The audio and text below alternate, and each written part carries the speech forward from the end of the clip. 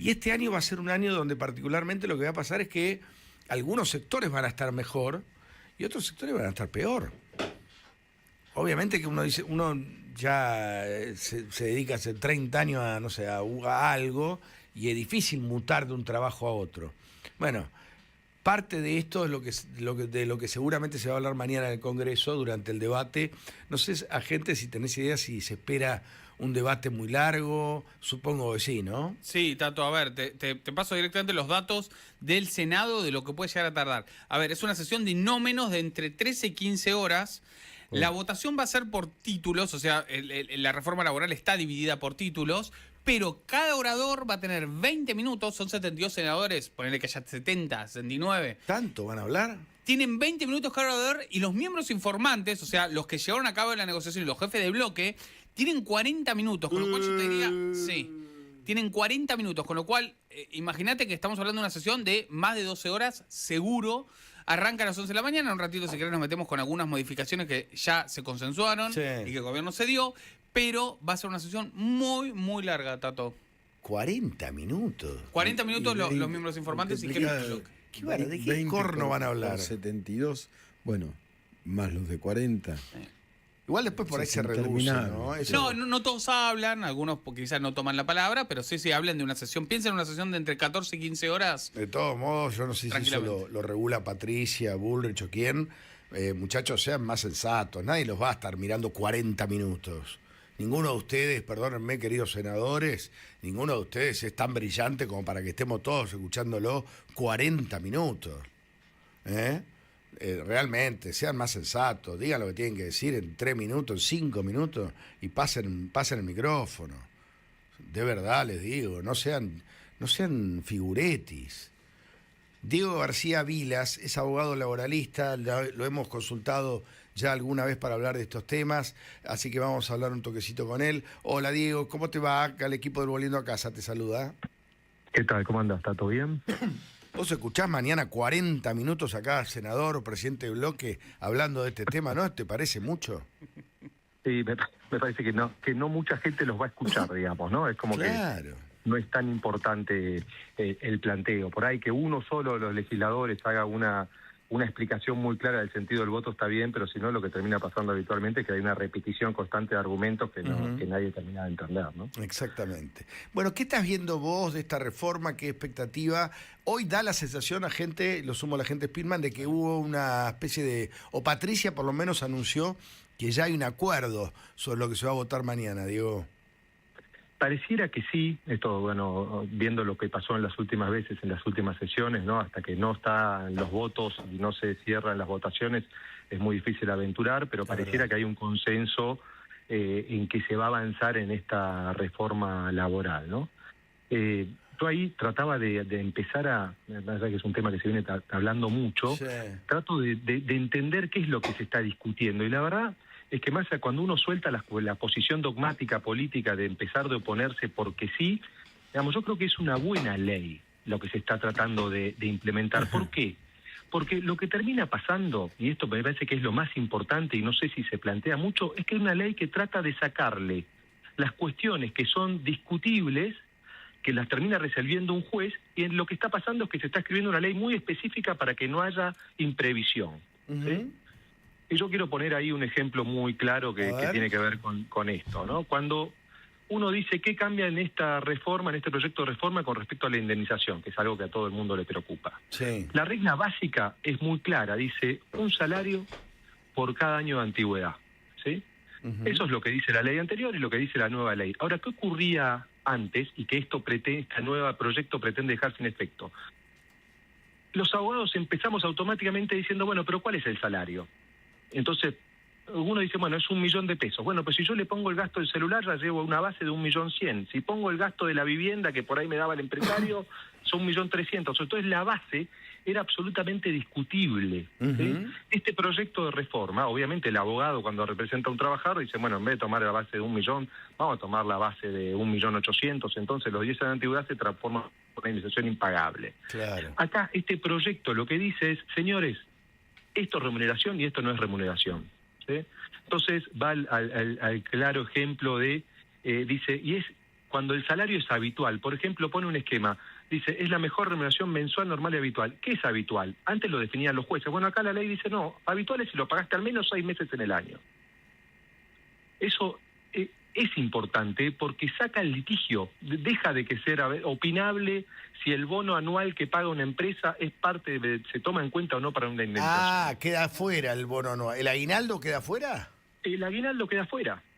Y lo dice la ley. Vos fijate que hoy, curiosamente, en la Argentina es muy complejo esto, porque si vos litigabas en la Ciudad de Buenos Aires, el aguinaldo ya quedaba afuera, ¿sí? Sí. Ahora, si ibas a la provincia de Buenos Aires y tocaba un tribunal de San Isidro, al empresario, el aguinaldo estaba adentro. ¿Esto Ajá. por qué? Porque es por lo que yo te estaba diciendo. En realidad no hay... queda a criterio del juez establecer qué era un mejor salario mensual normal y habitual. Bueno, esta ley dice, no, basta de especulación, señores. Acá es muy claro. En este caso es habitual, en este caso no es habitual. Lo mismo pasó con el tema de las propinas. Hay un caso medio emblemático de un bar que tuvo que casi cerrar sus puertas por despedir a un trabajador. Ahí en la Recoba, ¿no? La Recoba, exactamente. La Recoba era, sí. Exactamente. En 9 de julio. Casi quiebra, sí. Gary. Ahora, Casi perdóname. Gary, además, el cálculo de indemnizaciones ahí, Diego, también fue disparatado, ¿no? Ahora, perdóname. Disparatado. Agrego a lo que, perdóname, digo, agrego a lo que vienen diciendo. Ahora, esto no es retrospectivo. Bueno, eso es otro punto tema, clave. ¿o sí? Sí, en realidad sí, porque en realidad hay que diferenciar bien lo que es un derecho y qué es un derecho en expectativa. O sea, cuando yo voy a... Todas las relaciones laborales vigentes, si mañana se produce el despido, supongamos un despido sin causa, se van a regir por la nueva norma la indemnización, no por la vieja, porque no hay un derecho a que me pague la indemnización de acuerdo a la ley anterior. Va a ser la ley que rige en el momento que me despiden, ¿se entiende? Sí. O sea, eso es importante, porque si no parece que tenemos que respetar también los derechos en expectativa, y eso no es solo una expectativa, no un derecho real. Derecho adquirido versus derecho en expectativa. Exactamente. Una indemnización, si yo tengo 10 años de antigüedad, estoy trabajando en una empresa, pero todavía no me despidieron, bueno, yo no tengo el derecho a cobrar la indemnización como lo establece la ley anterior. Me lo van a pagar con la ley que rija al momento que me despidan. Entonces, la nueva norma dice un sueldo por año más 3%, entiendo, ¿no? No, ahí esa es otra reforma. Acá la primera cuestión, para terminar de definir lo anterior, es que establece muy claramente qué criterio tiene que tomar el juez para determinar qué es una remuneración en primer lugar, y eso es importantísimo porque establece cuál es la base de esa indemnización. Y no lo deja a criterio de cada juez que diga lo que se le ocurra, que es lo que nos termina pasando, ¿sí? Claro. Ahora, y la otra cuestión es cómo se actualiza el monto de las sentencias. La otra modificación hoy es una cuestión muy compleja porque nadie tiene muy claro con qué monto se actualiza. Hubo procesos inflacionarios tan grandes en la Argentina que cuando uno actualiza una sentencia de 2 millones de pesos llegamos a absurdos impagables. Entonces lo que está estableciendo, y encima hay una disputa entre las salas en la Cámara Nacional del Trabajo y la Corte, que no se ponen de acuerdo cuál es el criterio. Entonces esta ley también dice, bueno, no hay problema, a partir de ahora es IPC más 3%. Ah, ahí eso es lo del 3%, ok. Exactamente, que también, digamos, depende qué sala. Vos me decías, Tato, te tocaba un juicio en la sala 8 y te lo actualizaban de una manera. Le tocaba a Spillman en la sala 7 y por ahí tenían un resultado totalmente distinto. ¿Por qué? Los dos trabajaban en el mismo lugar, los dos hacían lo mismo, simplemente tuvieron la diferencia que les tocó un juez distinto para resolver el tema. Claro. Bueno, esta ley pretende decir, bueno, no importa ya tanto qué opinan los jueces, hay cuestiones que le sacan del criterio y del análisis judicial y lo ponen muy expresamente en la norma, ¿no? Diego, ¿qué hay sobre vacaciones? Que era un tema que estaba en debate. Entiendo que se dejó al final algo muy parecido a lo que se establece hoy. Me parece que al final no hubo grandes cambios al respecto. Y después un tema vinculado a las obras sociales, que supuestamente iba a bajar el 6% a 5%. Y finalmente va a quedar en 6%. Pero vamos a las vacaciones, que seguramente es lo que más le interesa a nuestros oyentes. En vacaciones, bueno, todavía no hasta que no se defina bien el proyecto, Patricia de Bullrich está con un hermetismo bastante importante sobre lo que ocurre. Yo ahí no le veo en el proyecto un gran problema. Lo que establece el proyecto hoy actualmente, la norma vigente dice que tiene que tomarse todas las vacaciones juntas y que que no podés fraccionar el periodo vacacional. Y hay una construcción jurídica alrededor, dice, bueno, que es por una sanidad mental del trabajador. Ahora, lo cierto es, que es una ley muy vieja, el tema de vacaciones, es que en la actualidad muchos de los trabajadores prefieren tomarse una semana en un momento, digamos, en el mes de marzo, y otra semana la guardan para más adelante, y como que hay un fraccionamiento. Este proyecto lo que permite es que se pueda fraccionar en periodos menores, o sea, el periodo mínimo es una semana, y que pueda ser de común acuerdo entre el trabajador y el empleador. Obviamente da garantías mínimas que una vez cada 3 años tiene que ser tomadas en temporada de vacaciones de verano, digamos, ¿no? Claro. Pero es algo que se condice con la práctica habitual de muchos trabajadores. Es de uso, es de práctica eso ya, Ahora, de hecho. Vos fijate que esa práctica habitual hoy, que se usa en la Argentina ya hace muchos años en muchas empresas, 22 en horas. teoría van en contra de la ley. Lo único que está estableciendo esta reforma es, bueno, si ustedes quieren, hay acuerdo, puede haber esto, porque uno Claro. está tomando un dato de la realidad, ¿no? Que eso es muy importante, ¿no? ¿Qué otra pregunta tenías, No, agente? sobre las obras sociales, que iban supuestamente a bajarlo al 5% el aporte de los trabajadores a las obras sociales del 6% y lo mantuvieron en 6%. Querés saber qué pensaba Diego al respecto, ¿no? Que es un tema importante. Bueno, es un tema, el tema de salud y el tema de las obras sociales es muy importante. Parece que la mirada aislada sobre el porcentual es compleja. Lo cierto es que con el avance del aumento del costo, me parece que tendría que ir acompañada, si existiera una reducción de ese porcentaje, tendría que haber una discusión muy seria de cómo se mantiene el gasto de salud en la Argentina, que me parece que realmente está en crisis, no solo el sistema de obras sociales, sino el tema de prepagas, cómo se financia el sistema de salud en general. Me parece acertado, por lo menos, disipar esto y tratar de dar la discusión más en profundidad para adelante, ¿no? Bueno, bien interesante entonces, Diego. El sindicalismo, ¿cómo lo imaginas frente? Bueno, mañana seguramente va a haber alguna marcha, alguna manifestación, pero ¿crees que tienen mucho para protestar o que es una reforma dentro de todo razonable?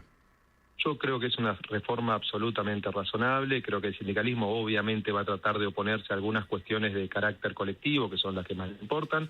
Yo creo objetivamente que no hay muchos elementos para que se puedan oponer, porque no hay, digamos, cuando hablan de este tema que está como medio de moda, bueno, hablar del convenio colectivo de empresa, que prevalece sobre el convenio colectivo de actividad y la ultraactividad.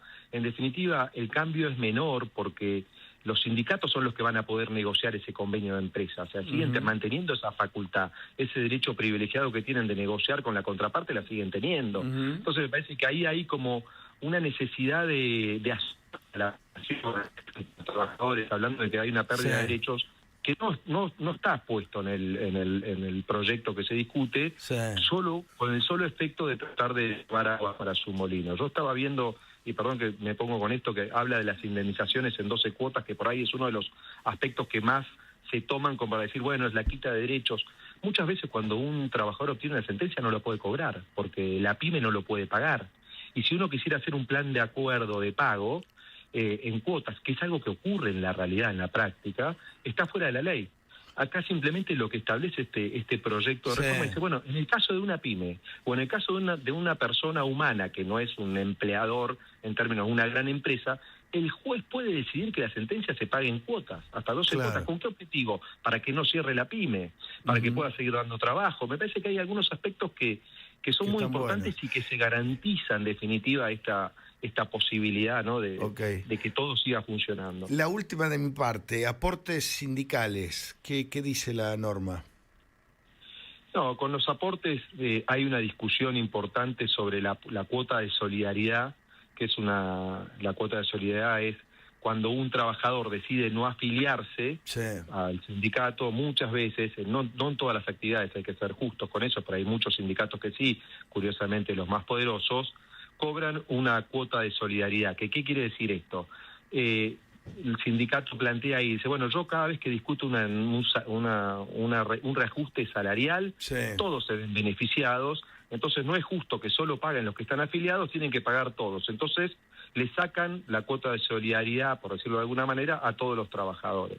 Eso hoy está en discusión, yo no soy muy optimista de que eso se vaya a eliminar, pero me parece que también hay que dar una discusión en serio sobre este tema, porque los costos laborales en la Argentina son muy grandes. Uno cuando ve el costo que afronta el trabajador y el empresario, llegan casi al 50%, y esto termina generando que en definitiva no termina viendo la informalidad que hay en la Argentina, que no se resuelve hace más de 20 años, ¿no? El acuerdo del texto que se va a tratar mañana, le cuento a Diego, a todos los oyentes, es finalmente que haya una vigencia de 2 años con un tope de 2% para la cuota solidaria en cuanto a los sindicatos, 0,5% de las cámaras empresariales. Para repetirlo más despacio, ¿cómo es? Durante 2 años se mantiene la cuota solidaria, la cuota sindical en un 2% del salario y el 0,5% para las cámaras empresariales, y a partir de los 2 años empieza a ser voluntaria. Ese es el acuerdo al cual habían llegado los senadores hoy, y era lo que un poco se venía discutiendo sobre la cuota solidaria. Recordemos que originalmente había una idea del gobierno de sacarla directamente, Tato. Está bien, cedieron un poco. No hay un cambio muy grande porque en realidad hoy, hay cuestiones que no están en la ley, pero que jurisprudencialmente se admiten, es la cuota de solidaria para que sea válida, digamos, hoy en la actualidad, siempre tiene que ser menor a la cuota de afiliación. Entonces, con esto que está planteando Spillman, la cuota de afiliación en general es el 3% y las cuotas solidarias rondaban el 2% para cumplir con esto que no está escrito en ninguna norma, pero una construcción doctrinaria, digamos, para darle una validez y que no sea rebatida, ¿no? Diego García Vilas, muy interesante escucharte, Diego, gracias de verdad, ¿eh? Gracias a ustedes, un abrazo grande. Hasta luego. Mañana entonces se vota en el Senado de la Nación en una jornada que va a ser larguísima. Me imagino que nadie se va a quedar escuchando al senador Pirulo hablando 40 minutos, así que nos van a poder escuchar a nosotros, que le haremos con el agente Spillman una síntesis perfecta. Mañana.